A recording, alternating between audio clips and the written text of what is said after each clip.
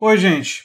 Essa fala do médico Arnaldo Lichtenstein, médico diretor técnico de clínicas do Hospital das Clínicas, é uma fala que já tem um tempinho, mas eu não tinha comentado antes e eu vou comentar agora. Vou colocar a fala dele para vocês, que ele caracteriza a perspectiva do Bolsonaro e do governo Bolsonaro com traços claros de eugenia. Eugenia é aquela teoria que trabalha com a ideia de seleção genética dentro de coletividades humanas para selecionar os que seriam teoricamente os mais aptos e estaria disposta a descartar aqueles que não seriam tão aptos fisicamente ou geneticamente, né? Essa perspectiva ela tem traços relacionados ao fascismo e ao nazifascismo também. E o médico faz justamente essa caracterização e vocês vão ver e ouvir agora há pouco. Mas eu também estou trazendo isso porque hoje, às 5 horas da tarde, eu vou ter uma conversa com o Roberto Cardoso, do canal Pensando Alto com Roberto Cardoso. E o Roberto Cardoso ele aborda esse tema da eugenia no canal dele. Ele já aborda outros temas também que nós vamos refletir. A falsa meritocracia, essa meritocracia vendida pela direita, que ela é profundamente falsa, né? Ainda mais numa sociedade tão desigual quanto a brasileira, e entre outros temas. A live vai começar às 5 horas da tarde. Torço para que vocês todos assistam. Mas eu quero colocar agora para vocês a fala do médico, né? Vamos colocar aqui a fala do médico.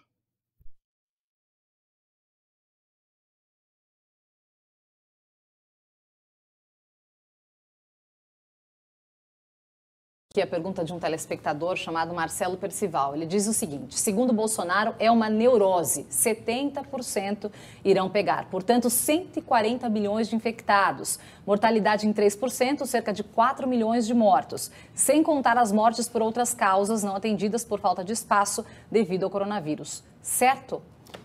Certo. É isso que ele falou, levanta um ponto importante. Não é um negacionismo da ciência isso.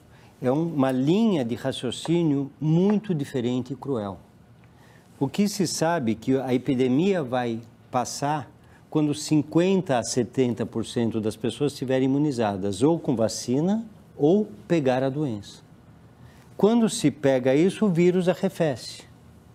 São 140, 120 milhões de pessoas. Com isso, o que vai acontecer quando as pessoas não defendem o isolamento?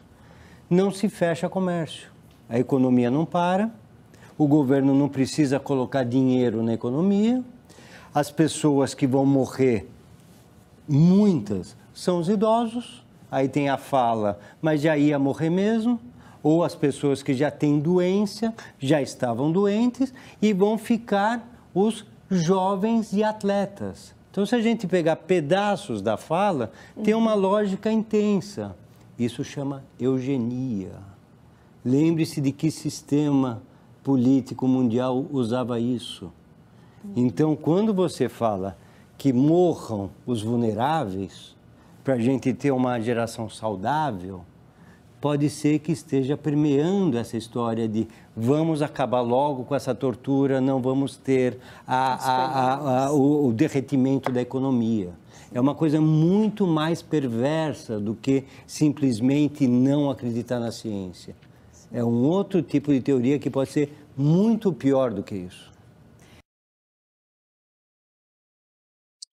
Pois é, gente. Vocês viram aí, eu vou agora para a tela toda. Vocês viram aí o médico fazendo a caracterização. E não há muito o que discordar da fala dele, né? Eu até lembro do Bolsonaro falando que ele tem um histórico de atleta, que dá uma vontade de dar muita risada quando ele fala isso, ainda mais lembrando de como ele fez as flexões, né? Que é uma forma muito irônica, né? Se você não sabe do que eu estou falando, bota Bolsonaro fazendo flexão que vocês vão dar um pouquinho de risada. Mas, claramente, essa perspectiva de que os saudáveis podem resistir, né? E quem não for, quem tiver comorbidade, quem for idoso, é descartável. O médico caracterizou muito bem. Isso é típico de uma perspectiva de eugenia, de fazer uma seleção genética, né, da população para ter uma população teoricamente mais saudável, o que é uma perspectiva fascistoide. É o que ela é. E não tem muito mais o que a gente possa argumentar que não seja. Né? As pessoas que estavam dizendo que usar a palavra neofascismo era um exagero para esse governo, elas vão ficando cada vez com menos argumentos. O governo está decidindo perseguir, eu já fiz vídeo sobre isso recentemente, perseguir organizações antifascistas.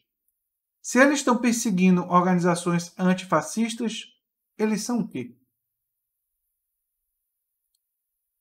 Se eles veem os antifas como inimigos, o que eles são? Não é?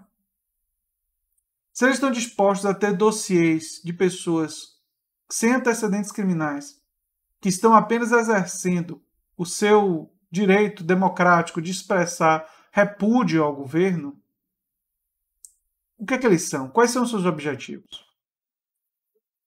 O que permeia e caracteriza a prática política desse tipo de gente?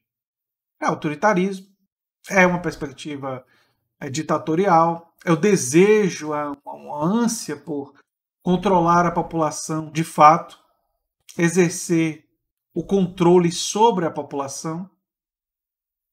É interessante até falar sobre o termo controle social, que é um termo, em geral, muito mal utilizado.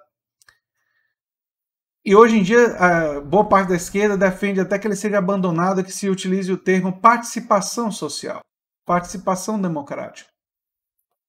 Porque quando a esquerda utilizava no passado, em geral, estava utilizando dizendo que queria que a população, que o cidadão comum, controlasse o Estado. Mas como existiram governos que se diziam de esquerda no passado, se diziam socialistas, embora não fosse, porque não tinha controle da classe trabalhadora e dos meios de produção, que é característica básica e fundamental do socialismo. Mas se diziam, e o mundo, eles que eram a ortodoxia de esquerda, diziam, e a ortodoxia capitalista e os países do Ocidente também queriam caracterizar eles como de esquerda, então muita gente identificou eles assim. E eles tinham a ideia de controlar a população usando o Estado. Então, uma esquerda radicalmente democrática como aquela que eu tenho adesão, tem que trabalhar firmemente com a ideia do empoderamento do cidadão. Mas a gente, para empoderar o cidadão, a gente tem que garantir primeiro a liberdade de expressão, a liberdade de se expressar politicamente e, inclusive, caracterizar esse governo pelo que ele é e pelas teorias que ele está adotando e que ameaçam literalmente a vida das pessoas. A partir do momento que o governo se mostra negligente com o combate ao vírus e incentiva um retorno antes da hora do comércio, como fez várias vezes o senhor Jair Bolsonaro, não foi uma vez só não, foram várias vezes, ele está praticando uma política com traços claros de eugenia. Né? Eu acho que é fundamental, como disse o meu convidado Ordep Serra, que a esquerda e que o campo progressista comunique isso para a população, para tentar fazer com que a população tenha consciência da gravidade do que esse governo está fazendo. Esse governo, quando se pensou no auxílio emergencial, foi contra o auxílio. Essa é a realidade. Foi contra. Depois, eles sugeriram R$200. E quem sobrevive com R$200 por mês nesse país, né, só pessoas muito, muito pobres. E não conseguem sobreviver direito. É muito pouco. Eles terem sugerido R$200 mostra o grau de desconexão que eles têm com a vida das pessoas. E aí o Congresso, especialmente os congressistas do campo progressista de esquerda, conseguiram que se chegasse a R$600. Porque um auxílio, não fazer auxílio, e auxílio de R$200 era uma política de morte. É uma política de desconsideração com a vida humana. E não tem como caracterizar essa política de uma outra forma. Por isso, gente, eu convido vocês a participar da live minha com o Roberto Cardoso, do Pensando Alto, Roberto Cardoso, que vai acontecer às 5 horas da tarde. Eu acredito que vai ser bem proveitosa e nós vamos abordar alguns desses temas nessa live. Um abração e até lá. Eu sou André Teixeira Jacobini e você está na Nova Máquina do Tempo. Tchau, tchau.